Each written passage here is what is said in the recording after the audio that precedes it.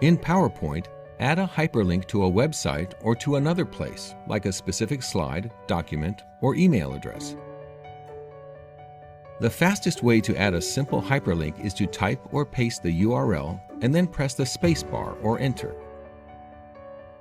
Other times, you'll want to create a link from something specific.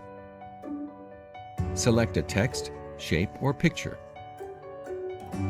Select Insert Link. The drop-down menu shows any links copied to your clipboard and recent files.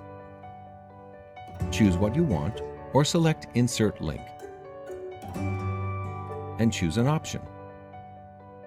Existing file or web page lets you link to a website or another file. Place in this document lets you link to another slide in your presentation. Email address creates a link that opens an email message. If you want, you can change the text to display or add a screen tip.